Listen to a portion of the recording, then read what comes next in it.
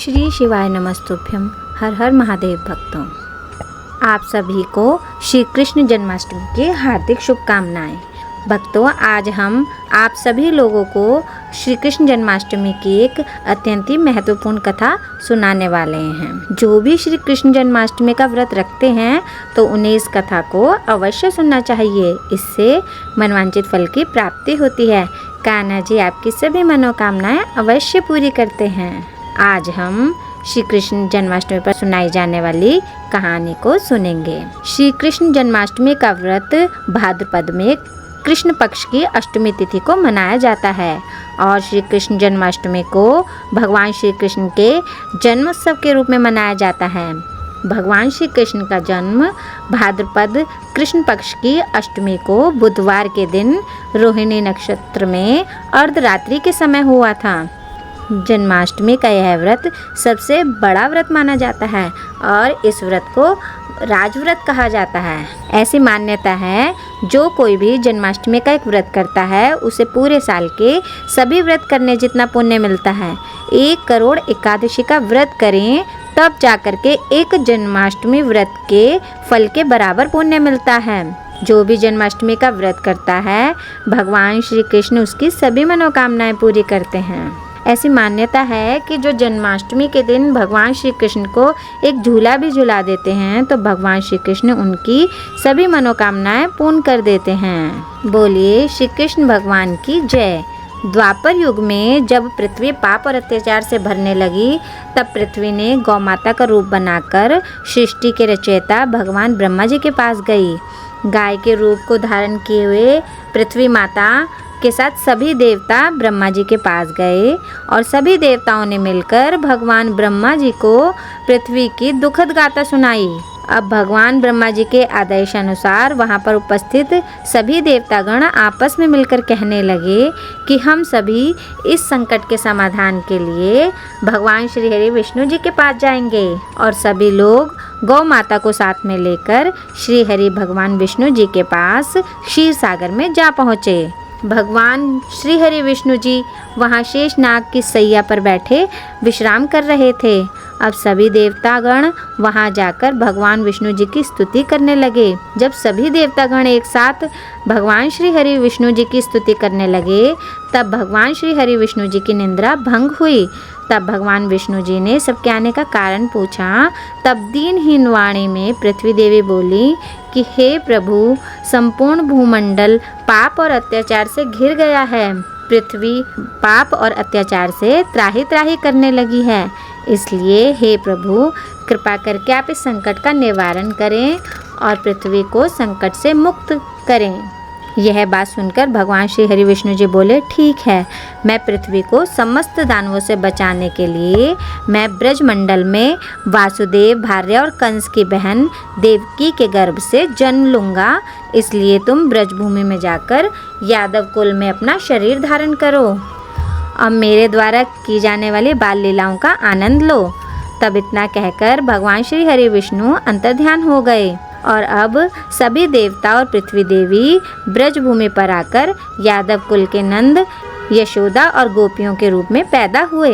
इसके बाद भाद्रपद कृष्णाष्टमी को रात के 12 बजे मथुरा नगरी के कारागार में वासुदेव जी की पत्नी देवकी के गर्भ से षोडश कला अवतार भगवान श्री कृष्ण ने जन्म लिया। श्री कृष्ण अवतार असुरों के संहार के लिए हुआ था। यमुना के दक्षिण तट पर मधु नामक दैत्य ने मधुपुरी नामक नगर बसाया।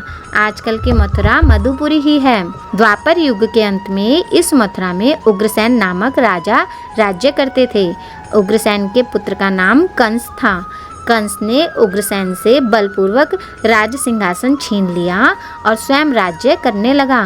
कंस की बहन देवकी का विवाह यादव वंशी वासुदेव जी के साथ हुआ था।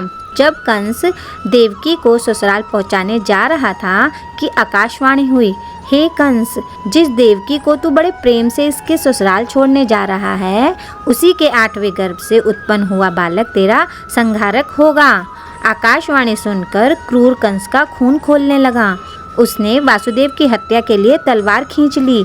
इस पर देवकी ने बड़ी विनम्रता से निवेदन किया, भाई मेरे गर्भ से जो भी संतान होगी मैं उसे तुम्हें सौंप दिया करूँगी। उसके साथ तुम जैसी मर्जी हो वैसा व्यवहार करना, कृपया मेरा सुहाग मत छीनो। कंस ने देवकी की विनती स्वीकार कर ली। वह मथुरा लौट आया। उसने वासुदेव तथा देवकी को कैद में डाल दिया। देवकी के गर्भ से पहला बालक पैदा हुआ। वह कंस के सामने लाया गया। कंस ने 8वें गर्भ की बात विचार कर बालक को छोड़ दिया। तत्काल नारद जी वहां आ पहुँचे।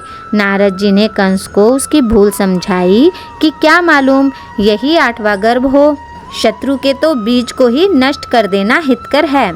कंस ने नारद जी के परामर्श से बालक को मार डाला। इस प्रकार कंस ने लगातार देवकी के 7 बालकों को निर्दयता पूर्वक मौत के घाट उतार दिया। कंस को जब देवकी के 8वें गर्भ की सूचना मिली तो उसने बहन तथा बहनोई को एक विशेष कारागार में डालकर उस पर कड़ा पहरा भी लगा दिया तथा द्वारों पर ताले लगवा दिए। भादों के कृष्ण पक्ष की अष्टमी को रोहिणी नक्षत्र में श्री कृष्ण जी ने जन्म लिया। उस समय भूतल पर सब सो रहे थे। घोर अंधकार छाया हुआ था। मूसलाधार बारिश हो रही थी। वासुदेव जी की कोठरी में अलौकिक प्रकाश छाया हुआ। उन्होंने देखा शंख चक्र गदा तथा पद्मधारी चतुर्भुज भगवान उनके सामने उपस्थित हैं। प्रभु के इस दिव्य रूप को देखकर देवकी तथा वासुदेव उनके चरणों में गिर गए। भगवान ने कहा, अब मैं बालक का रूप ग्रहण करता हूँ। तुम मुझे तत्काल गोकुल में नंद जी के यहाँ पहुँचा दो। उनके यहाँ अभी अभी कन्या ने जन्म लिया है। मेरे स्थान की पूर्ति उससे करके कंस को सौंप दो। यद्यपि प्रकृति ने बड़ा भयानक रूप धारण कर रखा है, तथापि मेरी माया से सब पहरेदार सो रहे हैं। कारागार के ताले तथा फाटक खुल गए हैं।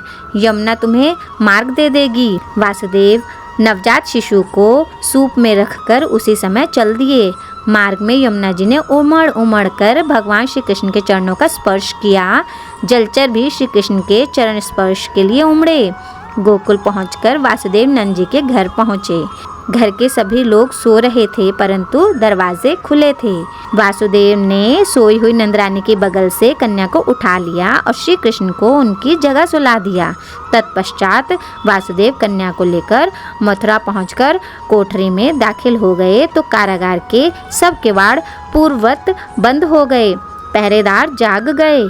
कन्या के जन्म का समाचार पहरेदारों द्वारा जैसे ही कंस को मिला, वह तत्काल कारागार जा पहुंचा और उसने कन्या को पकड़कर शिला पर पटककर मारने के लिए हाथ ऊपर उठाया तो कन्या उसके हाथ से छूटकर आकाश में उड़ गई। आकाश में जाकर उसने कहा, मुझे मारने से क्या लाभ?